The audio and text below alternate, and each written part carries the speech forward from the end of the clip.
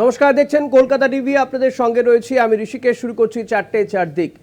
সিজিওতে আরজি করের মর্গের কর্মী, এবার সিজিওতে তলব করা হয়েছে আরজি করের মর্গের কর্মীকে। সিবিআই দপ্তরে আরজি করের মর্গের কর্মী, তাকে জিজ্ঞাসাবাদ করবেন সিবিআই আধিকারিকরা।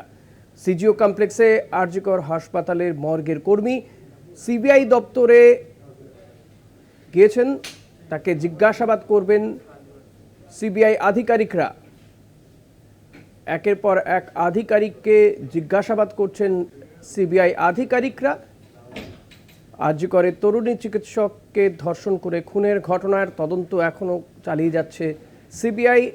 আগামী সোমবার সুপ্রিম কোর্টে শুনানি রয়েছে, সেক্ষেত্রে সিবিআইকে আবারও এই তদন্তের গতি প্রকৃতি সুপ্রিম কোর্টে জমা দিতে হবে, কতদূর তারা তদন্ত এগোলো এবং এই তদন্তে কি কি উঠে এলো। তার আগে আবারও একের পর এক আধিকারিকদের তলব করছেন সিবিআই আধিকারিকরা। এবার মর্গের কর্মী আরজি কর হাসপাতালের, তিনি গিয়েছেন সিজিও কমপ্লেক্সে, তাকে তলব করা হয়েছিল, সেই মতো তিনি সিজিও কমপ্লেক্সে হাজিরা দিয়েছেন। সিজিওতে আরজি করে মর্গের কর্মী, জিজ্ঞাসাবাদের জন্য তাকে তলব করা হয়েছে। আরজি করে তরুণী চিকিৎসককে ধর্ষণ এবং খুনের ঘটনায় তাকে তলব করা হয়েছে।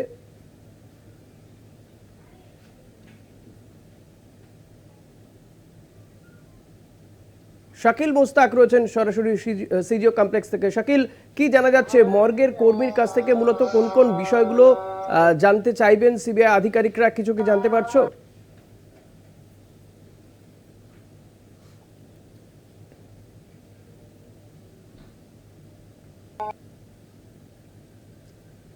শাকিল, শোনা যাচ্ছে আমার কথা?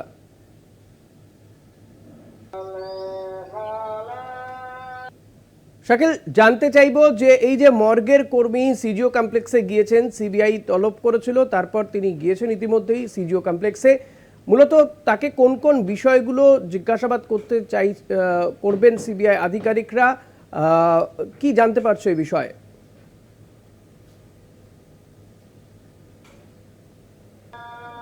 তোমাকে জানিয়ে রাখবো, সকাল 11:40 নাগাদ যে মহিলা চিকিৎসক যে ধর্ষণ এবং খুন হয়েছিলেন, সেই যে ময়নাতদন্ত যে রুমে যে ডোম থাকে, সেই ডোম কিন্তু সিজিও কমপ্লেক্সে এসে পৌঁছায়।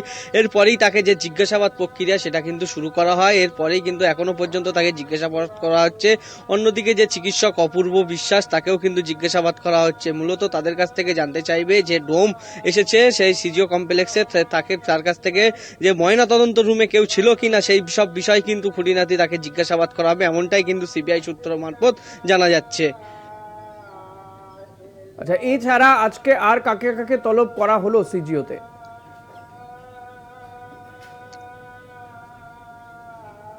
দেখো, ময়নাতদন্তর যে ঘর, সেই ঘরের যে ডোম আছে তাকে যেমন তলব করা হয়েছে, অন্যদিকে পরপর 4 দিন কিন্তু অপূর্ব বিশ্বাস, তাকেও কিন্তু তলব করা হয়েছে। যে ফরেন্সিক মেডিসিন ডিপার্টমেন্টের যে ফরেন্সিক ডিপার্টমেন্টের যে অপূর্ব বিশ্বাস চিকিৎসক, তাকে কিন্তু তলব করা হয় পরপর 4 দিন। আজকেও কিন্তু সকালে তলব করলে সকাল 11:30 নাগাদ তিনি কিন্তু সিজিও কমপ্লেক্স সিবিআই দপ্তরে এসে পৌঁছান। তাকে যে জিজ্ঞাসাবাদ প্রক্রিয়া এখনো চালিয়ে যাচ্ছে, এখনো পর্যন্ত তারা ম্যারাথন জিজ্ঞাসাবাদ করা হচ্ছে তাকে।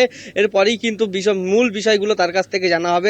প্রথম দিন যে অপূর্ব বিশ্বাস সংবাদ মাধ্যমের মুখোমুখি হয়ে বিস্ফোরক কয়েকটি কথা বলেছিলেন, সেই সব বিষয় কিন্তু খুঁটিনাটি জিজ্ঞাসাবাদ করা হবে। মূলত যে অপূর্ব বিশ্বাসকে কেউ ইন্ট্রাকশন দিয়েছিলেন যে কিনা ময়নাতদন্ত আজকেই করতে হবে, না করলে এখানে রক্তগঙ্গা বয়ে যাবে, এমনটাই কিন্তু অপূর্ব বিশ্বাস সংবাদ মাধ্যমের সামনে বললে সেই সব বিষয় কিন্তু জানার চেষ্টা করছে এই তদন্তকারী অফিসাররা। এর পাশাপাশি যে ময়নাতদন্তের যে ঘরের ডোম ছিল তাকেও কিন্তু জিজ্ঞাসাবাদ করা হচ্ছে। আজকে কিছু বলেছেন তিনি?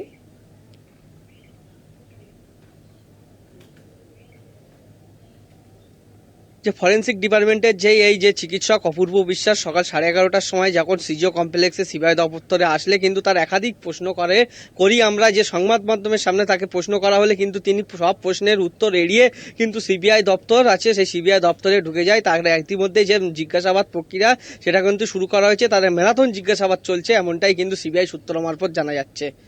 বেশ, শাকিল, তুমি থাকো আমাদের সঙ্গে। এরই পাশাপাশি যে খবর দেব আমরা কলকাতা টিভির দর্শকদেরকে, সন্দীপ ঘোষ এবং অভিজিৎ মণ্ডল, এই সন্দীপ ঘোষ এবং অভিজিৎ মণ্ডলকে নিয়ে কোর্টের উদ্দেশ্যে রওনা দিয়েছে সিজিও থেকে। কোর্টের উদ্দেশ্যে রওনা দিয়েছেন সিবিআই আধিকারিকরা।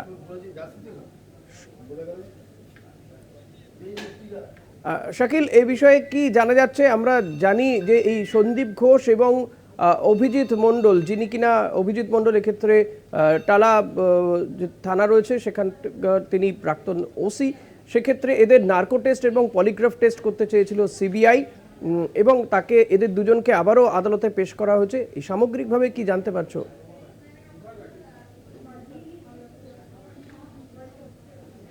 তা তোমাকে জানিয়ে রাখবো যে অভিজিৎ মণ্ডল তৎকালীন তালা থানার ওসি, সে কিন্তু এফআইআর করতে দেরি করেছিল এবং বেশ কিছু তার গাফিলতি ছিল, সেই কারণেই তাকে কিন্তু গ্রেপ্তার করে সিবিআই আধিকারিকরা। এরপরে কিন্তু সন্দীপ ঘোষ রাজ্যিকর মেডিকেলের যে প্রাক্তন অধ্যক্ষ, তাকেও কিন্তু গ্রেপ্তার করা হয় এবং বেশ কিছুদিন তারা সিবিআই হেফাজতে থাকে।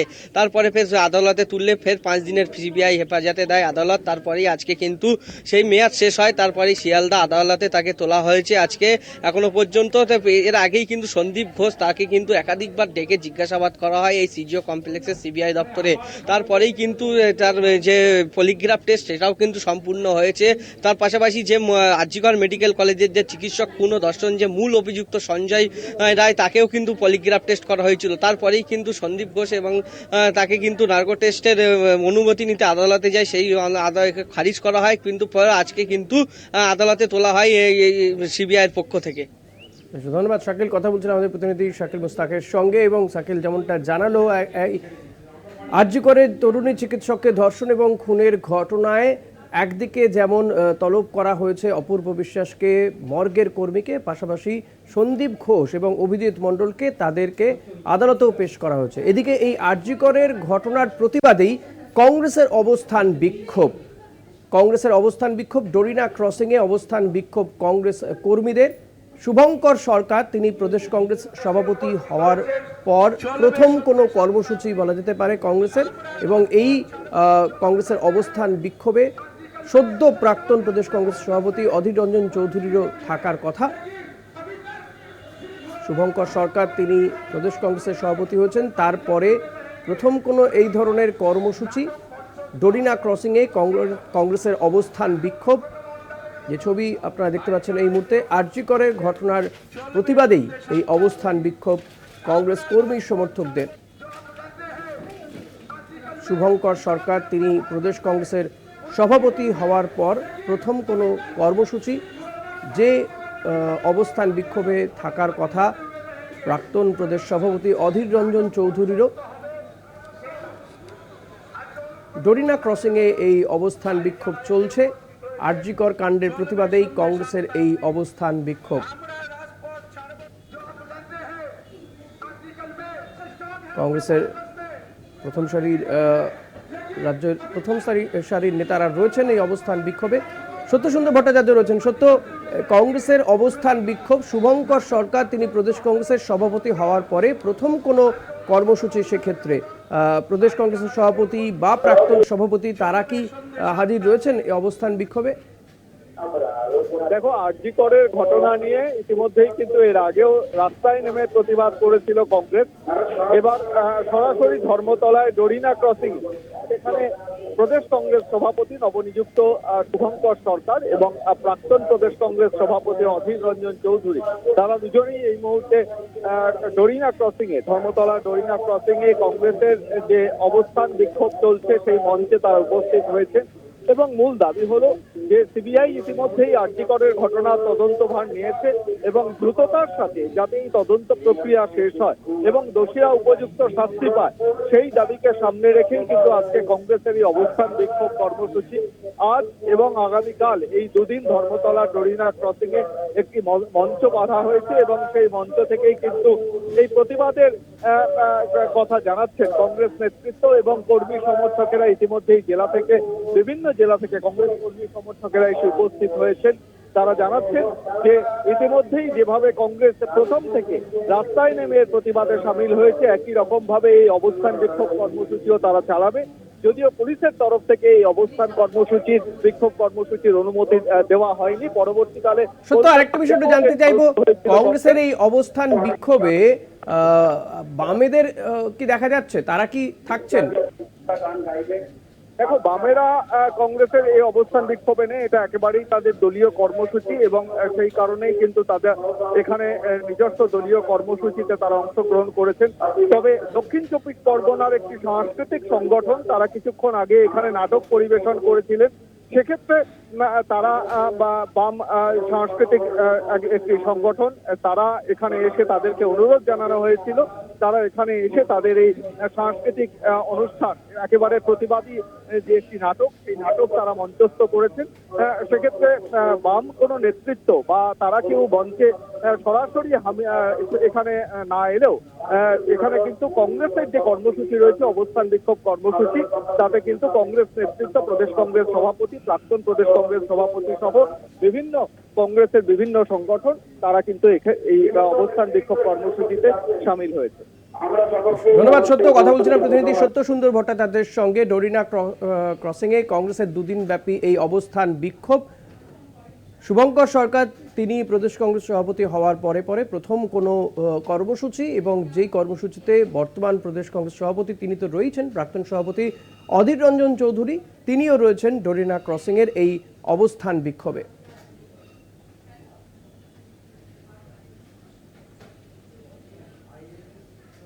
একটা বিরতি নিয়ে ফিরবো, সঙ্গে থাকবেন।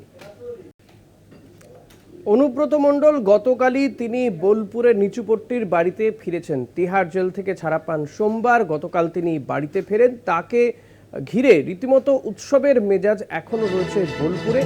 কিন্তু অনুব্রত মণ্ডল তিনি তৃণমূল কংগ্রেসের জেলা সভাপতি। তার এই জেলা সভাপতি তিনি এতদিন জেলে ছিলেন, তিনি অবশেষে ঘরে ফিরেছেন। এবং এর পরে কি হবে? অনুব্রত মণ্ডল না থাকাকালীন বীরভূমে দেখা গিয়েছিল যে কোর কমিটি গঠন করে দিয়েছিলেন মমতা বন্দ্যোপাধ্যায়, 6 সদস্যের কোর কমিটি। এটা নিয়ে প্রশ্ন উঠছিল যে এই কোর কমিটি কি তাহলে এবার থাকবে? অনুব্রত মণ্ডল তিনি তো ঘরে ফিরেছেন, কোর কমিটির ভূমিকাই বা কি হবে? এই সমস্ত বিষয় নিয়ে জল্পনা চলছিল, কিন্তু যেটা এই মুহূর্তে খবর পাওয়া যাচ্ছে, বীরভূমে কাজ করবে 6 সদস্যের কোর কমিটি।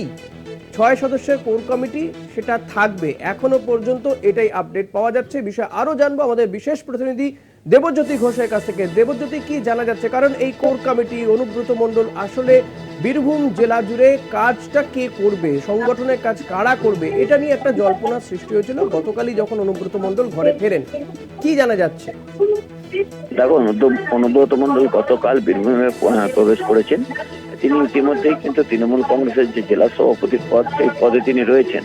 কিন্তু তিনি যখন জেলবন্দি ছিলেন তখন 6 সদস্যের একটা কোর কমিটি ছিল। সেই কমিটি কিন্তু লোকসভা নির্বাচন পরিচালনা করেছিলেন। তৃণমূল কংগ্রেস সূত্রের খবর হচ্ছে এই 6 সদস্যের কোর কমিটি আগামী দিনেও কাজকর্ম করবে। তৃণমূল কংগ্রেসের পক্ষ থেকে পরবর্তী নির্দেশিকা না আসা পর্যন্ত এই কোর কমিটি কিন্তু সর্বোচ্চ ক্ষমতার অধিকারী, এবং বীরভূমে তারা তাদের রাজনৈতিক সংগঠনের কাজ করবেন। এবং অনুব্রত মণ্ডল কি করবেন তা নিয়ে কিন্তু আগামী কিছুদিনের মধ্যে তৃণমূল কংগ্রেসের সর্বোচ্চ নেতৃত্ব জানাবেন। এবং এই মুহূর্তে কিন্তু এই কোর কমিটি দলের সমস্ত কিছু নীতি নির্ধারণের কাজ করবেন বলে তৃণমূল কংগ্রেস সূত্র থেকে জানানো হয়েছে। দেবজ্যোতি, সেক্ষেত্রে কি কোনো সময় বেঁধে দেওয়া হচ্ছে কতদিন তারা কাজ করবেন, বা কতদিনই বা অনুব্রত মণ্ডলের জন্য দল অপেক্ষা করবে? মানে তার কি অবস্থান হতে চলেছে? কারণ তিনি এতগুলো দিন, প্রায় 2 বছর জেলবন্দি ছিলেন, তারপর তিনি ফিরেছেন। গতকালও তিনি একাধিক তৃণমূল নেতার সঙ্গে দেখাই করেননি, তার মধ্যে সাংসদ মন্ত্রীরা তো রয়েছেন। দেখো, এই জায়গা থেকেই কিন্তু ঘটনার সূত্রপাত হয়েছে। গতকাল তৃণমূল কংগ্রেসের 2 জন বিধায়ক এবং 1 জন এমপি তিনি অনুব্রত মণ্ডলের সঙ্গে দেখা করতে গেছিলেন, কিন্তু অনুব্রত মণ্ডল তার বাড়িতে থাকা সত্ত্বেও তাদের সঙ্গে দেখা করেনি।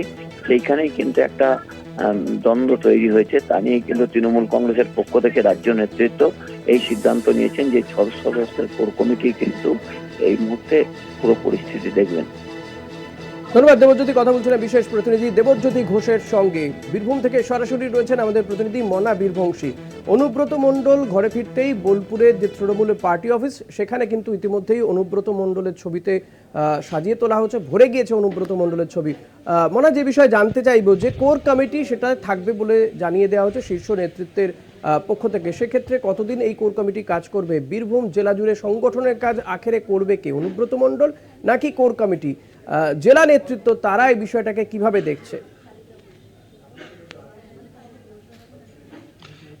অবশ্যই ঋষিকেশ, নিঃসন্দেহে তুমি যে প্রশ্নটা করলে অত্যন্ত গুরুত্বপূর্ণ প্রশ্ন। তার কারণ হচ্ছে যে 6 সদস্যের কোর কমিটিকে নিয়ে বারবার প্রশ্ন উঠতে শুরু করেছিল যে অনুব্রত জেলায় আগমন ঘটেছে তাহলে কি জেলা সভাপতি বীরভূমের রাজ্যপাট পরিচালনা করবে, নাকি 6 সদস্যের সেই কোর কমিটি তারা থাকবে? এটা নিয়ে দীর্ঘ জল্পনা শুরু হয়েছিল। এই 6 সদস্যের কোর কমিটির অন্যতম সদস্য বীরভূম জেলা পরিষদের সভাধিপতি, তিনি যে কোর কমিটির অন্যতম সদস্য। তারা কি বলছেন এই মুহূর্তে সরাসরি কলকাতা টিভিতে একেবারেই এক্সক্লুসিভলি কাজল শেখ কিন্তু রয়েছেন। কাজলদার সাথে আমি কথা বলবো। কাজলদা, তাহলে এই যে কোর কমিটি রয়েছে, 6 সদস্যের কোর কমিটি, তারাই কিন্তু নিয়ন্ত্রণ করবে সংগঠনের কাজ। সেক্ষেত্রে কি বলবেন? অনুব্রত মণ্ডলের যে ক্ষমতা সেটা কিন্তু খর্বল। দেখুন, গতকাল আপনাদেরকে বলেছিলাম, তার আগেও আমি বলেছি, রাজ্য নেতৃত্ব যে সিদ্ধান্ত নেবে সেই সিদ্ধান্তটাকে অক্ষরে অক্ষরে পালন করা হচ্ছে আমাদের কাজ। আমরা সেটাই করব। যখন আমাদের অভিভাবক অনুব্রত মণ্ডলকে মিথ্যা মামলায় তিহার জেলে আবদ্ধ করা হয়, তারপর 2023 সালে 12ই ডিসেম্বর আপনাদের মনে থাকবে 7 জনের কোর কমিটি আমাদের মাননীয় মুখ্যমন্ত্রী মাননীয় মমতা বন্দ্যোপাধ্যায় গঠন করেছিলেন। তারপর 2 জনকে বর্ধিত করে সেটা 9 জনের কোর কমিটি হয়। তারপরে জানুয়ারি মাসে 2024 সালের 23শে জানুয়ারি সম্ভবত কলকাতা কালীঘাটে ডাক পড়ে, সেখানে 9 জনের কোর কমিটি থেকে আমাদের 4 জনকে বাদ দেওয়া হয়। আমাদের 2 সাংসদ এবং বিশ্ববিজয় মার্ডি এবং আমাকে বাদ দিয়ে 5 জনের কোর কমিটি হয়। সেই 5 জনের কোর কমিটি জেলা চালাচ্ছিল। তারপরে 2024-এ 23 এপ্রিল মারগ্রামে যখন আমাদের দলনেত্রী মমতা বন্দ্যোপাধ্যায় ওখানে একটা মিটিং করার জন্য সেই জনসভা করছিলেন, তখন সেখানে আমাকে আবার কোর কমিটির মধ্যে এক্সটেনশন করে সর্বতই 6 জনের কোর কমিটি তখন থেকে চলছে। তো দল যেভাবে যখন নির্দেশ দিয়েছে সেই নির্দেশটা অক্ষর অক্ষরে আমরা পালন করছি। এটাই আমাদের কাজ, এটা আমাদের ডিউটি বলে মনে করি। কোর কমিটির স্থান হলো বা হলো না, দল যে দায়িত্ব দেয় সেই দায়িত্বটাকে নিষ্ঠার সঙ্গে পালন করাই হচ্ছে আমার কাজ। আমি নিজেকে দলের একজন কর্মী হিসেবে মনে করি। আর অনুব্রত মণ্ডল মহাশয় প্রসঙ্গ যদি বলেন, আমি বারবার যে কথাটা বলি, উনি আমাদের অভিভাবক। বীরভূম জেলার তৃণমূলের সংগঠনটাকে তিল তিল করে গড়ে তুলেছেন। পিছিয়ে পড়া বীরভূমকে তিনি এগিয়ে নিয়ে গেছেন দলনেত্রী মমতা বন্দ্যোপাধ্যায়ের কাছে বারবার আবদার করে। স্বভাবতই তিনি আমাদের জেলা সভাপতি আছেন, সভাপতি থাকবেন। তাহলে বীরভূমের যে সংগঠন তৃণমূল দলের, সেটা কি চলবে কোর কমিটির নির্দেশে? এটা দল সিদ্ধান্ত নিয়েছে। তাহলে অনুব্রত মণ্ডল যদি কিছু নির্দেশ দেয় সেগুলো কি আপনারা অক্ষরে অক্ষরে পালন করবেন? অবশ্যই। উনি আমাদের জেলার সভাপতি আসনে আমাদের দলনেত্রীটাকে বসিয়ে রেখেছেন, তার পরামর্শেই জেলা চলবে। কোর কমিটি কার্যকরী করবে সেটাকে, সেই নির্দেশ উপরমহল থেকে দিয়েছে, সেটা কার্যকরী করবে। কিন্তু দেখুন, মোরা বোলপুরে আমি তৃণমূল 1 বছর কার্যালয়ে আগে কারোর অনুব্রত সাথে মণ্ডল চিন্তা ভাবনা ফিরতেই তো করেন। দেখা গেল যে আমি একজন কোর দলের কমিটির কর্মী ছিলাম। সদস্যদের ছবি সরিয়ে দেওয়া হলো, অনুব্রত মণ্ডলের ছবি দিয়ে আমাকে সাজিয়ে জেলা তোলা হয়েছে। সভাধিপতি আসনে বসিয়েছে, গোটা জেলার উন্নয়নের সাথে নিজেকে নিয়োজিত করছি। দল যদি মনে করে, আমাদের স্টুডিও থেকে যিনি অ্যাঙ্কার রয়েছেন ঋষিকেশ জিজ্ঞেস করছে যে বোলপুরে যে কোর কমিটির যে বোর্ড গ্লোসাইন সেগুলো সব সরিয়ে দেওয়া হয়েছে, এটা নিয়ে আপনি কি বলবেন? অনুব্রত মণ্ডল ছবি লেগেছে। দেখুন, অনুব্রত মণ্ডল মহাশয় আমাদের অভিভাবক, আবার বলছি, উনি ওনার হাত ধরে আমাদের রাজনীতি জীবনে পথ চলা শুরু। কিন্তু কোর কমিটির বোর্ড সরিয়ে দেওয়া হয়েছে এ বিষয়ে আমার কাছে এখনো পর্যন্ত কোনো খবর নেই। তদন্ত করে দেখব, যদি কেউ সরিয়ে দিতে থাকে সরিয়ে দেওয়া উচিত হয়নি। অবশ্যই অনুব্রত মণ্ডল মহাশয় অনেকদিন আমাদের মধ্যে ছিলেন না, তার ছবি টাঙানো হোক, এ বিষয়ে দ্বিমতে কোনো অবকাশ নেই। টাঙাতেই পারে, লাগাতেই পারে, কিন্তু কোর কমিটি বোর্ডটাকে সরিয়ে দেওয়াটা উচিত হয়েছে বলে আমি মনে করি না। কিন্তু কাজলদা, আমার আর একটা প্রশ্ন, সেটা হচ্ছে জেলায় 6 সদস্যের কোর কমিটি রয়েছে, কিন্তু কেষ্টমণ্ডল বীরভূমে পা রাখার আগে পর্যন্ত 5 ম্যান কোর কমিটি, মানে 5 জনের কোর কমিটির ছবি ছিল, আপনি ব্রাত্য ছিলেন। এই পরিবেশটা কেন? বিভিন্ন রাজনৈতিক মহলের বড় অংশ মনে করছেন যে আপনাদের মধ্যে একটা গোষ্ঠীতন্ত্র রয়েছে, সেই কারণে এই ছবিটা এরকম পরিবেশ তৈরি হয়েছে। দেখুন, আমি আগেও বলেছি, আবার বলছি, কিছুক্ষণ আগেও বলেছি, আমি নিজেকে দলের একজন কর্মী হিসেবে মনে করি। আমার কোথাও ছবি লাগানো থাকলো কি না থাকলো, আমি জেলা সভাধিপতি পদে থাকলাম কি না থাকলাম, এটা আমার কাছে বড় বিষয় নয়। আমার দলনেত্রী, আমার যুবরাজ অভিষেক বন্দ্যোপাধ্যায় আমাকে যে দায়িত্ব দেয় সেটাকেই অক্ষর অক্ষরে পালন করা হচ্ছে কাজল শেখের কাজ। 1 বছর আগে আমি দলের কর্মী হিসেবে কাজ করেছিলাম, এখনও করছি। এই দলটা করতে গিয়ে আমি বারবার আমাদের মাধ্যমে বলেছি, আমি আমার পরিবারের 3 জনকে হারিয়েছি। অন্যায়, অত্যাচার, অবিচার দেখলে কাজল শেখ চুপ করে বসে থাকবে না। আমি সমাজসেবামূলক কাজটা করতে বেশি ভালোবাসি। আমি দল করার থেকে বেশি সমাজসেবামূলক কাজটা করি। মানুষ দায় বিপদ আপদে পড়লে তার পাশে গিয়ে ঝাঁপাই। এইটা আমাদের দলনেত্রী মমতা বন্দ্যোপাধ্যায় এবং যুবরাজ অভিষেক বন্দ্যোপাধ্যায় আমাদের শিখিয়েছে, সেটাই আমি করে থাকি। আজকে একটা বৈঠক হওয়ার কথা ছিল, গতকাল অসিত মাল জানিয়েছিলেন, সেটা কি হবে? দেখুন, আমাদের কাছে এখনো পর্যন্ত সে ধরনের কোনো ইনফরমেশন নেই। আমাদের বীরভূম জেলা আহ্বায়ক হিসাবে আছেন আমাদের কোর কমিটির আহ্বায়ক আছেন বিকাশ রায়চৌধুরী মহাশয়। তিনি এখনো পর্যন্ত গ্রুপে কোনো কিছু পোস্ট করেননি। অতএব আমাদের এটা জানার কথা নয়, আমরা জানিও না। কেউ ডাকতেই পারে, বসতেই পারে, সেটা ব্যক্তিগত ব্যাপার, দলগত ব্যাপার এটা নয়। আমার শেষ প্রশ্ন সেটা হচ্ছে যে গতকালকে আমরা দেখেছিলাম জেলার 2 হেভিওয়েট বিধায়ক চন্দ্রনাথ সিংহ এবং বিকাশ রায়চৌধুরী, তাদেরকে কেষ্টমণ্ডল তার বাড়িতে ঢুকতেই দেয়নি, দেখা করেনি। কি দেখুন, এই বিষয়ে একটাই কথা বলবো, কেষ্টমণ্ডল আমাদের অভিভাবক, 2 বছর হলো আমাদের কাছ থেকে। তিনি বহু দূরে ছিলেন, দিল্লিতে। দিল্লি থেকে বোলপুর রাস্তাটা অনেক লম্বা, দীর্ঘ পথ পাড়ি দেওয়ার পর তিনি বোলপুর এসেছেন। স্বভাবতই শারীরিক অসুস্থ থাকতে পারে। তাছাড়া আপনাদের মাধ্যমে দেখি তেনার পায়ের ব্যথা রয়েছে, যার জন্য দিদিকে বোন দেখা করতে যেতে পারেননি। স্বভাবতই শারীরিক অসুস্থ ছিল বলে মনে হয়, এই জন্য হয়তো তিনি দেখা করতে পারেননি। তাছাড়া কী জন্য দেখা করেননি, কেন দেখা করেননি, এটা একমাত্র সেই বলতে পারবে। আর দিনের শেষে একথাই বলবো, আমাদের দলনেত্রী মমতা বন্দ্যোপাধ্যায় এবং আমাদের যুবরাজ অভিষেক বন্দ্যোপাধ্যায়, তার হাত যার মাথায় থাকবে সেই নেতা। বাকি আমরা দেখেছেন, কথাটা অন্যভাবে নেবেন না। আপনাদের হিন্দু সম্প্রদায়ের অনেকে শ্মশানে যখন যায় মারা যাওয়ার পরে, সে যে বিছানাটা শুয়ে থাকে সেটা পর্যন্ত সেখানে ফেলে দেওয়া হয়। আমার কথাটা বলা বক্তব্য এটাই, মাথায় যদি হাত আপনার মমতা বন্দ্যোপাধ্যায় থাকে, অভিষেক বন্দ্যোপাধ্যায় থাকে, তাহলে আপনি নেতা, না হলে কিন্তু শ্মশানের কথা। এর থেকে বেশি কিছু আর বলবো না। কেষ্টমণ্ডলের মাথা থেকে তাহলে হাত উঠে গেল? কেষ্টমণ্ডলের কথা বলছি না, আমি আমার কথা বলছি। 1 বছর আগে আমার মাথায় হাত ছিল না, আমি একজন কর্মী ছিলাম। এখন আমার মাথায় হাত রেখেছেন মমতা বন্দ্যোপাধ্যায়, আমি জেলা সভাধিপতি হয়েছি। কেষ্টমণ্ডল তো বললো যে পুজোর পর তাকে ভাবা যাবে তাকে নিয়ে, তাহলে তার মাথা থেকে হাত সরে গেল, তার রাজনৈতিক ভবিষ্যৎ। কেষ্টমণ্ডল রাজ্য স্তরের নেতা, কেন্দ্রীয় স্তরের নেতা, তার বিরুদ্ধে কোনো কথা বলার মতো ক্ষমতা, দক্ষতা আমার নেই, আর তার বিরুদ্ধে কোনো কথাই বলবো না। ঋষিকেশ, তুমি বুঝতে পারছো রাজনৈতিক কৌশলগতভাবে অবশ্যই জেলা তৃণমূল কোর কমিটির অন্যতম সদস্য কাজল শেখ, তিনি হয়তো এড়িয়ে যাচ্ছেন, তবে তিনি আকারে ইঙ্গিতে বুঝিয়ে দিচ্ছেন যে মমতা বন্দ্যোপাধ্যায় এবং অভিষেক বন্দ্যোপাধ্যায় যেটা বলবেন বীরভূম জেলার দল, তৃণমূল দল পরিচালনা করার ক্ষেত্রে, সেটাই শেষ কথা। অর্থাৎ অক্ষরে অক্ষরে তিনিও বুঝিয়ে দিচ্ছেন, অন্য ইঙ্গিত দিচ্ছেন, আঘাত দিচ্ছেন, তার বক্তব্য থেকে কিন্তু স্পষ্ট। তবে অবশ্যই নিঃসন্দেহে অত্যন্ত বড় এবং গুরুত্বপূর্ণ খবর যে অনুব্রত মণ্ডল সভাপতি থাকবেন, কিন্তু তাকে তিনি যে সংগঠন দেখবেন সেই বিষয়টি নিয়ে পরবর্তী সময়ে কিন্তু দল সিদ্ধান্ত নেবে যে কি হবে, সেটা পুজোর পর। কিন্তু তার আগে যে 6 সদস্যের কোর কমিটি রয়েছেন, আমরা জানি যে কাজল শেখ, সেখানে অভিজিৎ সিনহা, বিকাশ রায়চৌধুরী, চন্দ্রনাথ সিনহা, সুদীপ্ত ঘোষ, যারা রয়েছেন, বিকাশ রায়চৌধুরী, এরাই মূলত বীরভূমের দল। এমনই চিত্র উঠে আসছে। বীরভূম থেকে সরাসরি ছিলেন আমাদের প্রতিনিধি। সময় হয়ে গেছে ছোট্ট একটা বিরতি, ফিরছি বিরতির পর, সঙ্গে থাকবেন।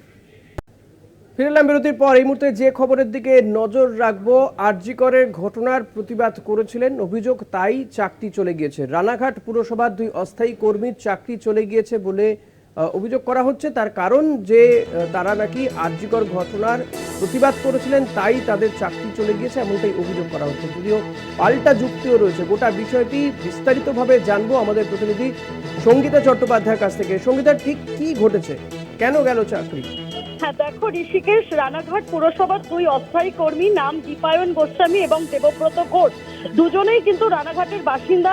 তারা কিন্তু পৌরসভার অস্থায়ী কর্মী, কিন্তু পৌরসভার অস্থায়ী কর্মী তাদের কিন্তু যে আরজিকর ঘটনার প্রতিবাদে তারা কিন্তু 28 তারিখে একটি প্রতিবাদে নেমেছিল এবং 29 তারিখ থেকে কিন্তু তাদের বলে দেওয়া হয় যে তারা আর কাজে যোগ দিতে পারবে না।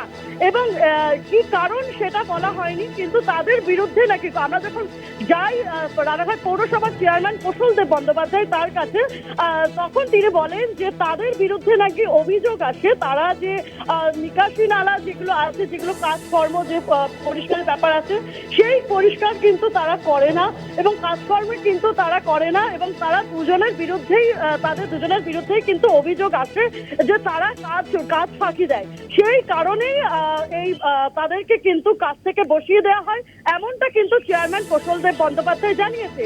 কিন্তু যেখানে দেবব্রত ঘোষ এবং দীপায়ন গোস্বামী তারা জানিয়েছে যদি 5 তারিখেই যদি তাদের কাছে অভিযোগ আসে, 5 তারিখে যদি অভিযোগ আসে, তাহলে 6-7 তারিখে কেন তাদেরকে কাজ থেকে বসিয়ে দেওয়া হলো না, কেন 28 তারিখের পর 29 তারিখে কিন্তু কাজ থেকে বসিয়ে দেওয়া হলো, এমনটাই কিন্তু তারা জানাচ্ছে। ধন্যবাদ সঙ্গীতা। কথা বলছিলাম প্রতিনিধি সঙ্গীতা চট্টোপাধ্যায়ের সঙ্গে।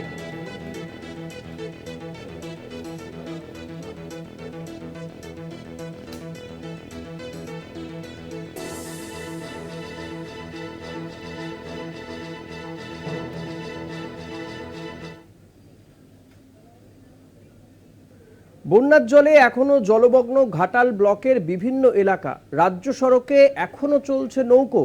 জল যন্ত্রণায় ঘাটালবাসী, বন্যার মাঝে বৃষ্টির ভ্রুকুটি, দুশ্চিন্তা বাড়াচ্ছে ঘাটালবাসীর। ওটা বিষয় নিয়েই আমরা জানবো আমাদের প্রতিনিধির কাছ থেকে। তবে যে ছবি আপনারা দেখতে পাচ্ছেন যে এখনো কিন্তু রাজ্য সড়কে নৌকো চলছে, বিস্তীর্ণ এলাকা জলের তলায়। ত্রাণ নিয়ে যাচ্ছেন বিভিন্ন রাজনৈতিক দলের নেতানেত্রীরা। সরকারের পক্ষ থেকেও একাধিক ব্যবস্থা করা হয়েছে প্রশাসনের পক্ষ থেকে। এরই পাশাপাশি কাঁসাই নদীর বাঁধ ভেঙে তলিয়ে গেল বসত বাড়ি, ক্ষতি হয়েছে বিঘের পর বিঘে কৃষি জমি। পশ্চিম মেদিনীপুরের দাসপুরের সামাট এলাকার ঘটনা, প্রশাসন ও সাংসদ দেবের হস্তক্ষেপের দাবি করা হচ্ছে। ঘাটাল থেকে রয়েছেন আমাদের প্রতিনিধি মধুসূদন ভট্টাচার্য। মধুসূদন, একে তো বন্যা পরিস্থিতি, তার মধ্যে আবার বৃষ্টি ভ্রুকুটি রয়েছে, কেমন আছেন ঘাটালবাসী? দেখো ঋষিকেশে একেবারে কিন্তু দুর্যোগ কাটলেও কিন্তু দুর্ভোগ কাটেনি। ঘাটাল মহকুমার যে বিস্তীর্ণ এলাকা রয়েছে, গত কয়েকদিনে যে টানা বৃষ্টির সাথে জলাধারগুলো থেকে জল ছাড়ার ফলে কিন্তু প্লাবিত হয়েছিল ঘাটাল মহকুমার বিস্তীর্ণ এলাকা। এখনো পর্যন্ত যে ছবিটা আমি আমার ক্যামেরা পার্সনকে দেখাতে বলবো, যে এখনো পর্যন্ত যে জলমগ্ন হয়ে রয়েছে, তবে পুজোর আগে কতটা জল কমবে সেটা নিয়ে কিন্তু এক প্রকার দুশ্চিন্তায় রয়েছে ঘাটাল এলাকার মানুষজন। তবে কিন্তু যেদিকেই চোখ যায় শুধু জল আর জল, পাশাপাশি দেখো এই জল যন্ত্রণা কবে কাটে সেদিকেই তাকিয়ে রয়েছে কিন্তু ঘাটাল মহকুমার বাসিন্দারা। আপাততভাবে রাজ্য সড়কে কিছুটা জল কমলেও কিন্তু নৌকো চলাচল, যেটুকু আমরা খবর পাচ্ছি যে নৌকো চলাচল বন্ধ রয়েছে। তবে যে সমস্ত পৌরসভা যে ওয়ার্ডগুলি রয়েছে তাদের সে সমস্ত বাসিন্দারা, সেই সমস্ত বাসিন্দাদের কিন্তু যাতায়াতের ভরসা একমাত্র নৌকো অথবা ডিঙে।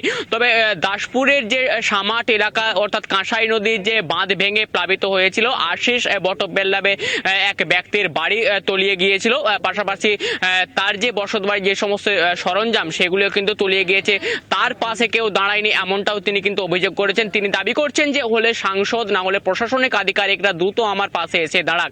তবে দাসপুর 1 নম্বর পঞ্চায়েত সমিতির সভাপতি তিনি জানিয়েছেন যে সমস্ত রকম প্রশাসনিকভাবে সহযোগিতা করা হবে ওই পরিবারটিকে। ঋষিকেশ দা, মধুসূদন, যেটা জানতে চাইবো যে প্রশাসনের পক্ষ থেকে যে ব্যবস্থার কথা বলা হচ্ছিল, ঘাটালবাসী যারা এই বন্যা দুর্গত, তারা কি সরকারি সহায়তা পাচ্ছেন তারা? দেখো বন্যা দুর্গত এলাকার যে সমস্ত মানুষজন যারা ছিল তারা কিন্তু অনেকটাই প্রশাসনিক আশ্বাস এবং প্রশাসনিক সহযোগিতা পাচ্ছেন, কারণ ঘাটাল মহকুমা প্রশাসনের পক্ষ থেকে কিন্তু তাদেরকে যেমন ত্রাণ, পাশাপাশি যে সমস্ত সরঞ্জাম তুলে দেওয়া হচ্ছিল প্রশাসনের পক্ষ থেকে প্রতিনিয়ত, যেমন পশ্চিম মেদিনীপুর জেলা প্রশাসন থেকে শুরু করে পুলিশ প্রশাসনের আধিকারিকরা ঘাটালে আসছেন, পরিদর্শন করছেন। তেমনকি ঘাটাল মহকুমা পুলিশ আধিকারিক থেকে শুরু করে ঘাটালে যে মহকুমা শাসক সুমন বিশ্বাস, তিনিও পুরো বিষয়টি কড়া হাতে দেখছেন যাতে কোনো রকম কোনো অপ্রীতিকর ঘটনা না ঘটে। যেখানে ত্রাণের একটা সমস্যা ঘটছে, মহকুমা শাসক তিনি তার যে মোবাইল নাম্বার, সেই মোবাইল নাম্বার যেমন তিনি এলাকার মানুষজনকে দিয়েছেন, সমস্ত রকম যে অভাব তাকে যেমন মহকুমা শাসককে জানাচ্ছেন, পুরোপুরি কিন্তু অভিযোগ পেলেই কিন্তু তিনি কিন্তু মাঠে নেমে এক প্রকার কিন্তু সমস্ত রকম সহযোগিতার হাত বাড়িয়ে দিচ্ছেন। অনেক ধন্যবাদ মধুসূদন। কথা বলছিলাম প্রতিনিধি মধুসূদনের সঙ্গে এবং ঘাটালের সামগ্রিক পরিস্থিতি তুলে ধরলেন। যদিও মধুসূদন যেমনটা জানাচ্ছিল যে রাজ্য সড়কে এখন আর নৌকো চলছে না, কিন্তু বিস্তীর্ণ এলাকা জলমগ্ন রয়েছে, বহু পাকা বাড়ি ধসে যাচ্ছে। দাসপুরের ঘটনা যেমন, দাসপুরের সামাটে ব্লকের বিভিন্ন এলাকা মগ্ন এবং ত্রাণও পৌঁছে দেওয়া হচ্ছে বন্যা কবলিত এলাকার মানুষজনের, যাতে কোথাও কোনো সমস্যা না থাকে, অভাব অভিযোগ না থাকে, সেটাও দেখা হচ্ছে জেলা প্রশাসনের পক্ষ থেকে।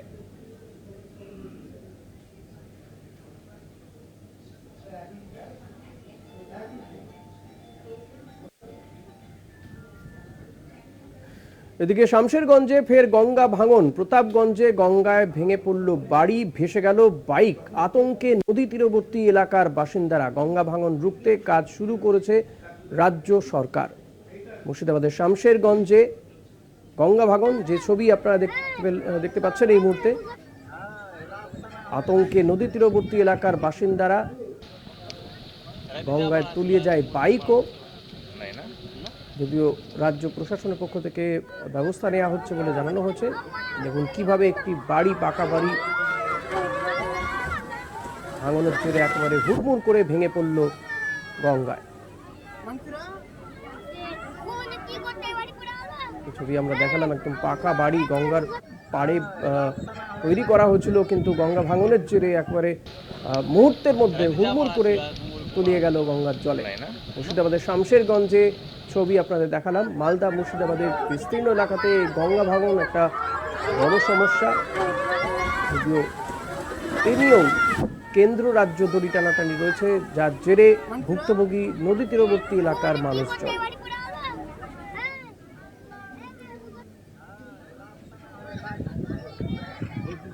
প্রতাপগঞ্জে গঙ্গায় ভেঙে পড়ল বাড়ি, ভেসে গেল বাইক। আতঙ্কে নদী তীরবর্তী এলাকার মানুষজন।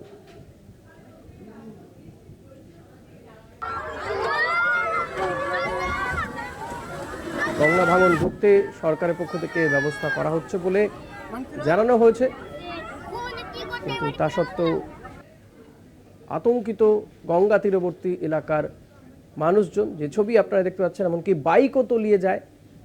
একটি পাকা বাড়ি সেটি হুড়মুড় করে ভেঙে পড়ল গঙ্গা ভাঙনের জেরে। মুর্শিদাবাদের শামশেরগঞ্জের এই ছবি। জয়ন্ত রায়, জয়ন্ত আমাদের সঙ্গে রয়েছেন এই মুহূর্তে। জয়ন্ত, এখন কি পরিস্থিতি, সরকারের পক্ষ থেকে কি বলা হচ্ছে?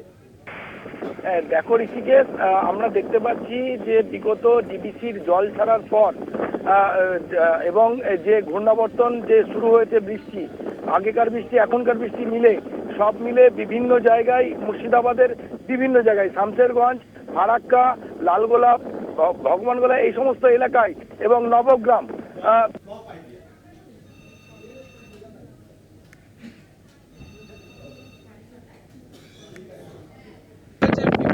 যেমন ধান চাষি থেকে শুরু করে বিভিন্ন শাকসবজি যারা লাগিয়েছেন তাদের পাশাপাশি ঘর বাড়ি টোটালটাই ভেঙে পড়ছে, আমরা এটা দেখতে পাচ্ছি। আর সরকারের পক্ষ থেকে অনেক আশ্বাস, অনেক দেওয়া হচ্ছে, থাকলেও মানে বিশ্বাস দেওয়া হলেও স্থানীয় বাসিন্দারা কিন্তু সেই আশ্বাসে কেউ ভুলবার নয়, এরকমটাই দাবি করছে। ঋষিকেশ, ধন্যবাদ জয়ন্ত। কথা বলছিলাম প্রতিনিধি জয়ন্ত রায়ের সঙ্গে। মুর্শিদাবাদের শামশেরগঞ্জের ছবি দেখতে পাচ্ছেন। প্রতাপগঞ্জে গঙ্গায় ভেঙে পড়ল বাড়ি, তলিয়ে যায় একটি বাইকও। নদী তীরবর্তী এলাকার মানুষজন আতঙ্কের মধ্যে রয়েছেন, যদিও গঙ্গা ভাঙন রুখতে কাজ শুরু করেছে রাজ্য সরকার।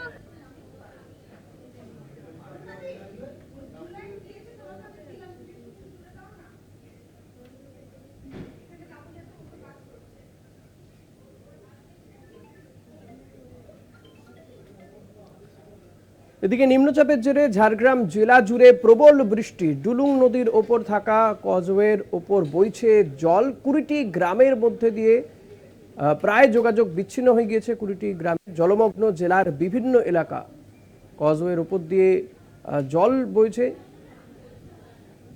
যে ছবি আপনারা দেখতে পাচ্ছেন ঝাড়গ্রাম জেলার এই ছবি। নিম্নচাপের জেরে প্রবল বৃষ্টি। ঝাড়গ্রাম জেলা জুড়ে ডুলুং নদীর ওপর দিয়ে যে কজওয়ে রয়েছে তার উপর দিয়ে জল উঠে গিয়েছে।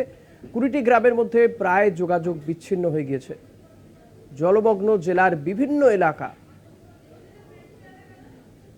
নিম্নচাপের জেরে ঝাড়গ্রাম জেলা জুড়ে প্রবল বৃষ্টিপাত, আর তার জেরেই কিন্তু সেখানেও ডুলুং নদীর ওপর থেকে ওপরে থাকা কজওয়ের ওপর দিয়ে জল বইছে। প্রায় 20টি গ্রামের সঙ্গে যোগাযোগ কার্যত বিচ্ছিন্ন। জলমগ্ন জেলার বিভিন্ন এলাকা। নিম্নচাপের জেরে ঝাড়গ্রাম জেলা জুড়েই প্রবল বৃষ্টিপাত। প্রতিনিধি অরূপ ঘোষ রয়েছেন। অরূপ, কি পরিস্থিতি এখন? দেখো ঋষিকেশদা, তোমাকে প্রথমে জানিয়ে রাখি, নিম্নচাপের জেরে একটানা বৃষ্টির জেরে যে জামবনি ব্লকে ডুলুং নদী রয়েছে, সেই ডুলুং নদীর জলস্রোত বাড়ায়। ক্রমশ ডুলুং নদীর উপর যে কজওয়ে রয়েছে, সেই কজওয়ের উপর বইছে জল, ফলে যোগাযোগ বিচ্ছিন্ন প্রায় 20 থেকে 50টি গ্রামের বাসিন্দাদের মধ্যে। এমনকি জামবনি ও ঝাড়গ্রাম ব্লকের মধ্যে যোগাযোগ বিচ্ছিন্ন। কিন্তু এই রাস্তাটি খুবই গুরুত্বপূর্ণ, কারণ জামবনি ব্লক থেকে ঝাড়গ্রাম আসার জন্য এই রাস্তাটি মূলত ব্যবহার করে মানুষজন। এমনকি ঝাড়গ্রাম যে মেডিকেল কলেজ রয়েছে, এছাড়াও যে বিভিন্ন সরকারি দপ্তর রয়েছে, সেই দপ্তরগুলি আসার জন্য এই রাস্তার উপর নির্ভর করতে হয় জামবনি ব্লকের মানুষজনকে। অপরদিকে জামবনি ব্লকে রয়েছে বিভিন্ন স্বাস্থ্যকেন্দ্র, এছাড়াও বিভিন্ন পর্যটন কেন্দ্র, কিন্তু সেই সব জায়গাগুলি এই মুহূর্তে যোগাযোগ বিচ্ছিন্ন। কিন্তু ঘুরপথে যে রাস্তাটি রয়েছে, সেই রাস্তাটি যেতে প্রায় 40 থেকে 50 কিমি ঘুরে যেতে হয়, ফলে নাজেহাল অবস্থা সাধারণ মানুষজনকে। এমনকি যানবাহন চলাচল বন্ধ হয়ে যায়। নদী তীরবর্তী এলাকার রাস্তা দুধারে দাঁড়িয়ে রয়েছে বহু গাড়ি। এছাড়াও তোমাকে আরেকটা বিষয় জানিয়ে রাখি, নিম্নচাপের জেরে যেভাবে বৃষ্টি হচ্ছে, তাতে কিন্তু নদীর জল বাড়ায়। নদী তীরবর্তী যেসব চাষের জমি রয়েছে, সেগুলো জলমগ্ন, কারণ বিঘার পর বিঘা ধান চাষের জমি জলমগ্ন। মাথায় হাত চাষিদের, ক্রমশ নাজেহাল অবস্থা সাধারণ মানুষজনের।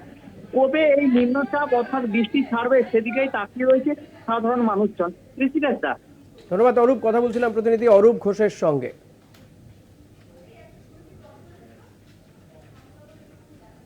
ঝাড়গ্রাম জেলার বিভিন্ন এলাকায় কিন্তু জলমগ্ন রয়েছে। নিম্নচাপের জেরে যে বৃষ্টিপাত হচ্ছে, প্রবল বৃষ্টিপাতের জেরে কিন্তু প্রায় এই যে ডুলুং নদীর উপর যে থাকা কজওয়ে, তার উপর দিয়ে জল বইছে। ফলত 20টি গ্রামের যোগাযোগ প্রায় বিচ্ছিন্ন হয়ে গেছে।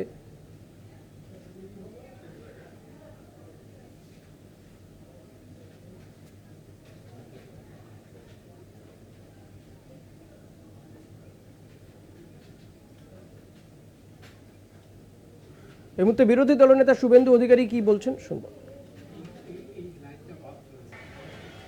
সংবিধান মানে, আইন মানে, আমাদের পদ্ধতি, ধারা, মানসিকতা তাই।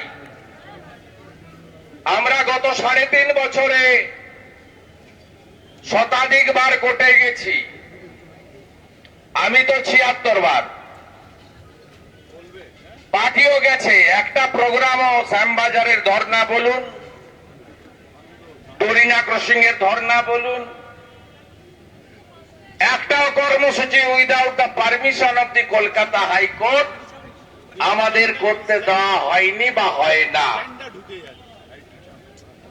আমরা গত বৃহস্পতিবার থেকে কলকাতা হাইকোর্টকে বারে বারে বলেছি, আমাদের কথা শুনুন। হাইকোর্ট কেন শুনেছেন গতকাল, আগে শুনেননি, আমি তার মধ্যে যাব না, ওটা হাইকোর্টের অধিকার। কিন্তু পশ্চিমবঙ্গ সরকারের যারা লয়ার ছিলেন,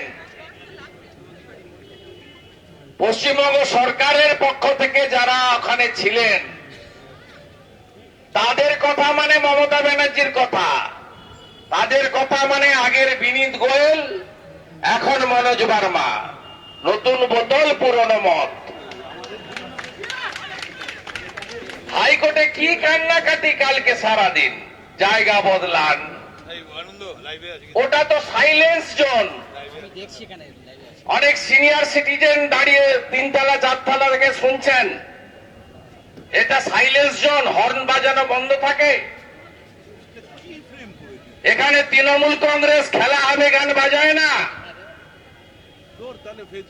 এখানে এপাং ওপাং ঝপাং আমরা সবাই ড্যাং ড্যাং হয় না, সব হয়। বিজেপির বেলায় সাইলেন্স জোন, এত লোক চলে আসবে। 144 আছে। 144 কবে করেছেন? 27 আগস্ট নবান্ন অভিযান ছাত্র সমাজ আমাদের ফুল সাপোর্ট ছিল। তারপরে আমরা বলেছিলাম একদিনে যাব নবান্ন, লালবাজার এবং কালীঘাট। কত বেড়া আছে,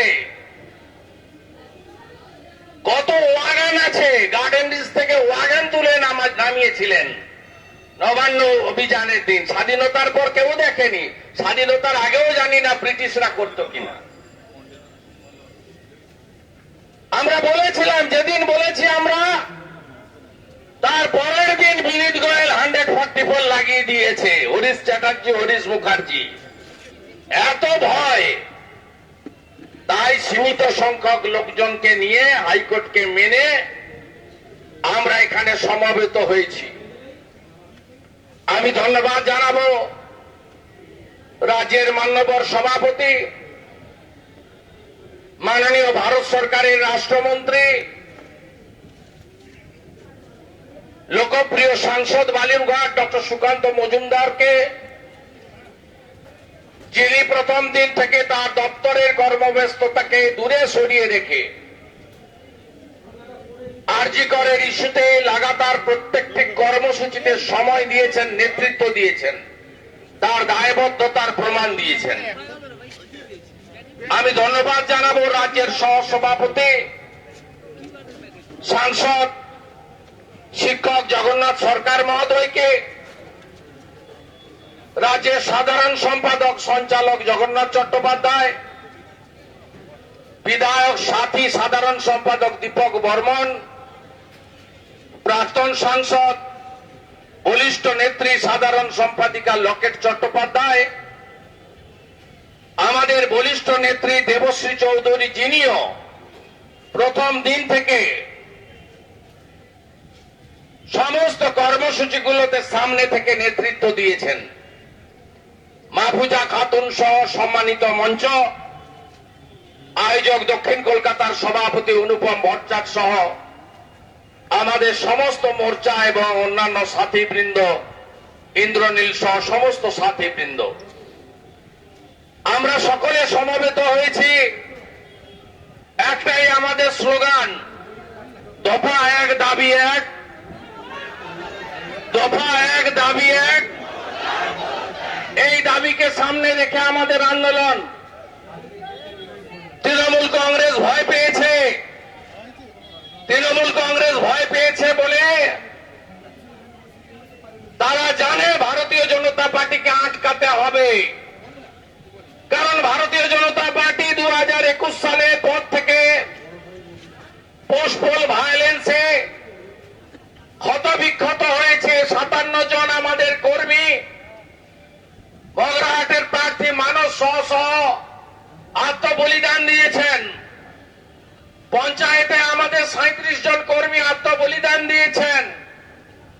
লোকসভা নির্বাচনের পরে আমাদের 5 জন কর্মী আত্মবলিদান দিয়েছেন। ভারতীয় জনতা পার্টির হাজারে হাজারে কর্মী ঘরছাড়া হয়েছেন।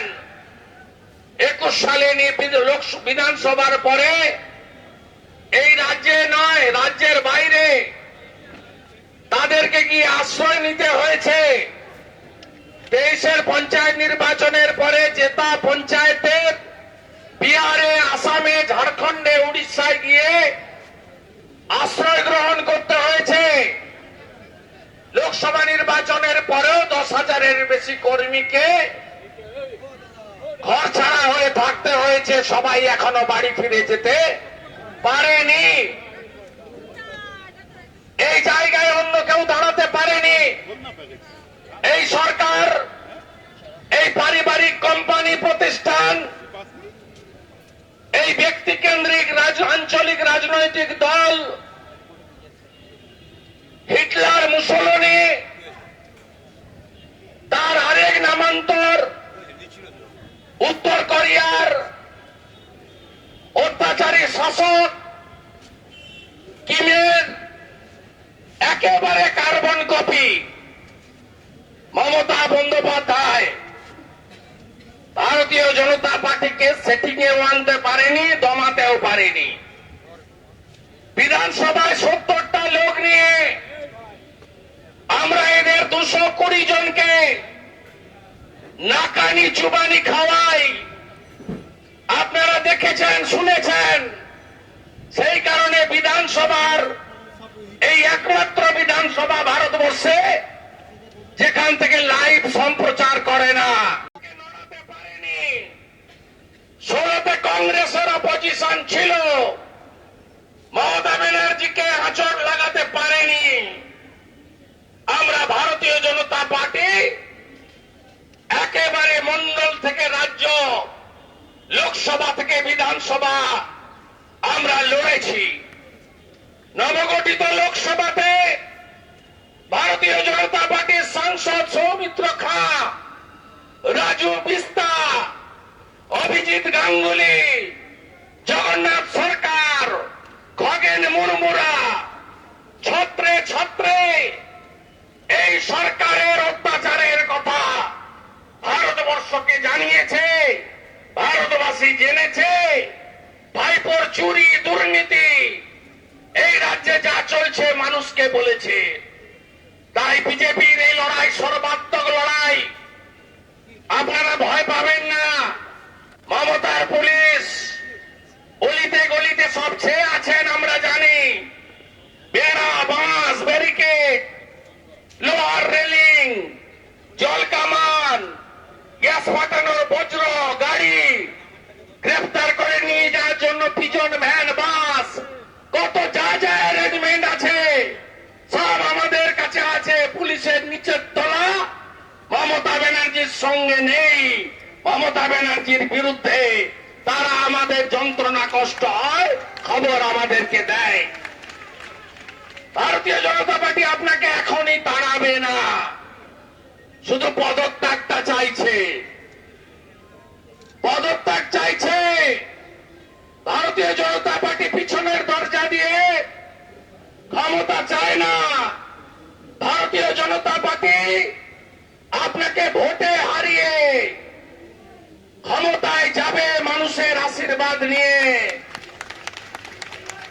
এবং জয় শ্রীরামের মন্ত্র, হরে কৃষ্ণ ধ্বনি, জয় হরিবোল ধ্বনি দিয়ে ব্রিগেড প্যারেড গ্রাউন্ডে গেরুয়াময় করে ভারতীয় জনতা পার্টির সরকার পশ্চিমবাংলায় হবে।